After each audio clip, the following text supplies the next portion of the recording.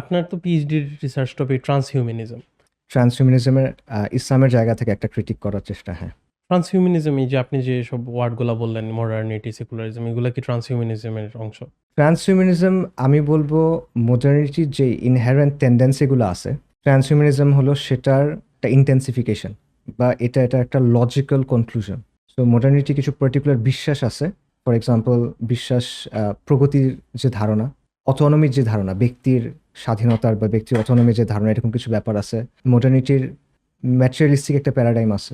তারপর মডার্নিটির মধ্যে একটা টেন্ডেন্সি আছে নেচারকে ডমিনেট করার। এরকম বেশ কিছু বিষয় আছে এবং মডার্নিটির মধ্যে একটা আলোচনা আছে যে মডার্নিটির মধ্যে অ্যাপোথিওসিস বা গড বিকামিং এর একটা টেন্ডেন্সি আছে, যে মানুষকে সবকিছুর কেন্দ্রে স্থাপন করা, মানুষ হলো লাইক সামথিং এ কিন টু গড, এটার একটা টেন্ডেন্সি আছে। এবং এনলাইটেনমেন্টের ফিলসফিতে আমরা দেখি যে man is the source of everything, man হলো যে আসলে মূল মাপকাঠি যেটার মাধ্যমে সবকিছু বিচার করা হয়। তো ট্রান্সহিউম্যানিজম হলো এই টেন্ডেন্সিগুলোর একটা এক্সিলারেটেড ভার্সন বা এই প্রোম্যাক্স ভার্সন, রাইট?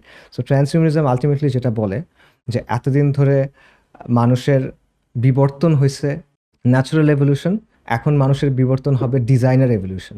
সো মানুষের সাথে ডিজাইনার টেকনোলজি, রেভলিউশন মানে? হ্যাঁ, ডিজাইনার এভলিউশন মানে হলো যে প্রথমত মানুষের সাথে টেকনোলজি মার্জ করবে। সো লেটস সে এআই মানুষের ব্রেনের সাথে ইন্টারফেস করা হবে।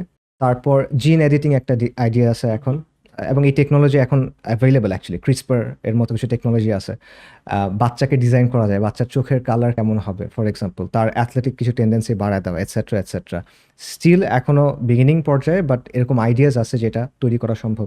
সো ট্রান্সহিউম্যানিজম বলে এই বিষয়গুলো আমরা মানুষের মধ্যে ইন্টিগ্রেট করব, so we can update the human being. So homo sapien থেকে তখন সেটা হবে, আপনারা যে ইউভাল নোয়া হারারির কথা জানেন, তার একটা বই আছে Homo Deus, man who is god, Deus means god. অথবা যেটা তারা বলে যে মানুষ থেকে post human, post human. Post হিউম্যানটা বাংলা কি হবে ঠিক শিও না, উত্তর মানুষ, আই গেস বাংলা উত্তর মানুষ হয়, যে মোর দেন মানুষ, সে কিন্তু তখন আর মানুষ না, তার মধ্যে টেকনোলজি আসে, সে টেকনোলজিক্যালি তার বডিটাকে আরও আপগ্রেড করা হয়েছে, অ্যান্ড তার তার ব্রেনের যে ক্যাপাসিটি সেটাকে আরও আপগ্রেড করা হয়েছে। সো আমার আর্গুমেন্টটা হলো যে অল অফ দিস থিংস, এই জিনিসগুলোকে আপনি মডার্নিটির যে টেন্ডেন্সিগুলো আছে সেগুলোর এটা রুটগুলো সেখানে পাবেন। এটা একদিক থেকে আর্গুমেন্ট। আরেক দিক থেকে আর্গুমেন্ট হলো যে মডার্নিটির মধ্যে তিনটা সোর্স আপনি দেখবেন।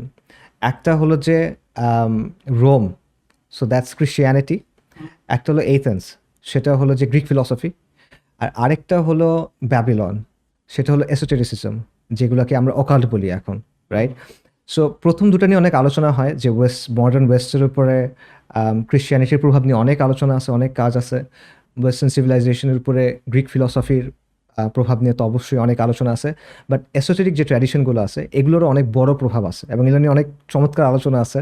এটা আলোচনা শুরু করলে একটা আলাদা পডকাস্ট হয়ে যাবে। তো ট্রান্সহিউম্যানিজমের মধ্যে এই তিনটা স্ট্র্যান্ড আবার একসাথে এসে মিলে। তার বিশ্বাসটা অনেক ম্যাটেরিয়ালিস্টিক, এটা সত্য।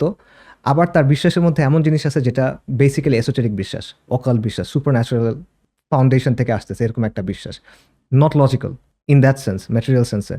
সো এই অর্থে আর কি ট্রান্সহিউম্যানিজম আমার মতে, মানে দ্যাটস মাই আর্গুমেন্ট বেসিক্যালি, যে এটা হলো একটা ইন্টেন্সিফিকেশন বা ওয়ান সর্ট অফ কনক্লুশন বা logical final step of the tendencies inherent in modernity. আমি এসোটেরিক আর এক্সোটেরিক নিয়ে আমি কিছু ছিলাম, so I am very keen to understand, but আজকে হয়তো এটা নিয়ে আমাদের এটা কথা একটা বলা আলাদা উচিত না। আলোচনা হয়ে যাবে, অনেক হ্যাঁ, লম্বা। এটা নিয়ে আলাদা একটা আলোচনা করা যাবে।